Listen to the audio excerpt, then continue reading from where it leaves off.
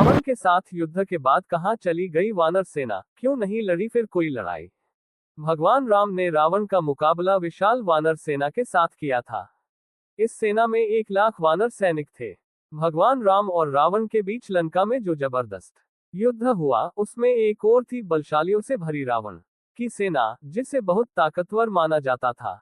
दूसरी ओर राम के पास एक ऐसी सेना थी जिसने इससे पहले शायद ऐसा कोई युद्ध लड़ा था। युद्ध में वो पारंगत भी नहीं थी। दरअसल राम की ये सेना आनन फानन में ही बनी थी। ये वानर सैनिकों वाली सेना थी।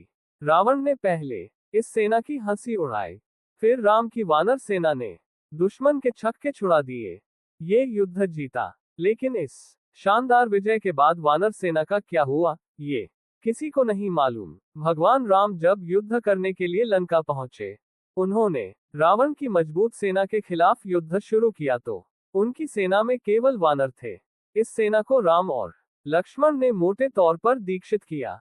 युद्ध में जीत के बाद ये लंबी चौड़ी सेना कहाँ चली गई, उसका कोई जिक्र क्यों नहीं मिलता। वाल्मीकि रामायण के अनुसार श्री राम रावण युद्ध में वानर सेना की महत्वपूर्ण भूमिका थी।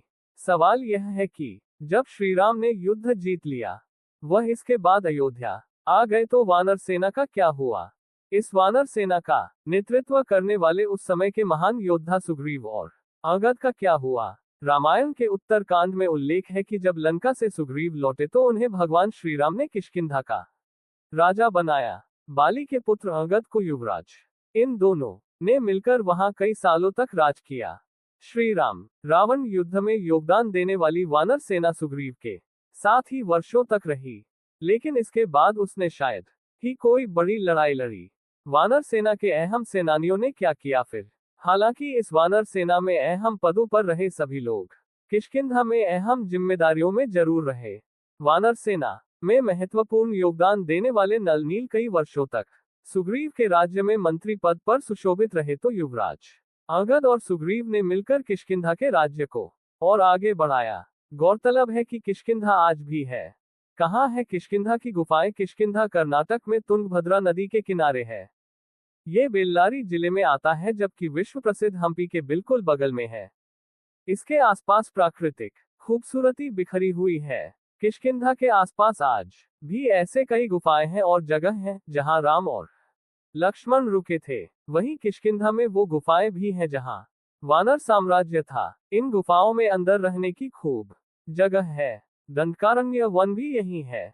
किष्किंधा के ही आसपास काफी बड़े इलाके में घना वन फैला हुआ है, जिसे दंडक वन या दंडकारण्य वन कहा जाता है। यहाँ रहने वाली टूराइस को वानर कहा जाता था, जिसका अर्थ होता है वन में रहने वाले लोग। रामायण में किष्किंधा के पास जिस ऋषिमुख पर्वत की बात कही गई है, वह आज भी उसी नाम से तुंगभद्रा नदी के किनारे स्थित है। यहीं पर हनुमान जी के गुरु मतंग ऋषि का आश्रम था। कैसे राम ने बनाई वानरों की विशाल सेना। जब ये पक्का हो गया कि सीता को रावण ने कैद करके लंका में रखा हुआ है, तो आनन फानन में श्री राम ने हनुमान और सुग्रीव की मदद से वानर सेना का गठन किया। लंका की ओर चल पड़े। तमिलनाडु की एक लंबी तटरेखा है जो लगभग 1000 किलोमीटर तक विस्तारित है। कोडिकरई समुद्र तट वेलांकनी के दक्षिण में स्थित है, जो पूर्व में बंगाल की खाड़ी और दक्षिण में पाल्क स्ट्रेट से घिरा हुआ है। यहाँ श्रीराम की सेना ने पड़ाव डाला। श्री राम ने अपनी सेना को कोडिकरई में इकट्ठा करके सलाह मंत्रण की। इन्हीं वानरों ने समुद्र पर लंका तक के लिए पुल बनाया। इसी वानर सेना ने फिर रामेश्वर की ओर कूच किया, क्योंकि पिछली जगह से समुद्र पार होना मुश्किल था। श्री राम ने रामेश्वरम के आगे समुद्र में वह स्थान ढूंढ निकाला जहां से आसानी से श्रीलंका पहुंचा जा सकता हो। इसके बाद विश्वकर्मा के पुत्र नल और नील की मदद से वानरों ने पुल बनाना शुरू कर दिया। वानर सेना में कितने थे सैनिक। वानर सेना में वानरों के अलग अलग झुंड थे।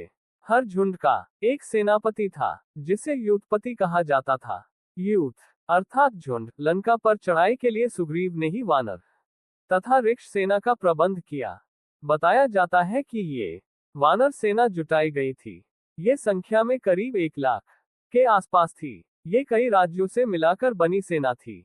ये सेना राम के कुशल प्रबंधन और संगठन का परिणाम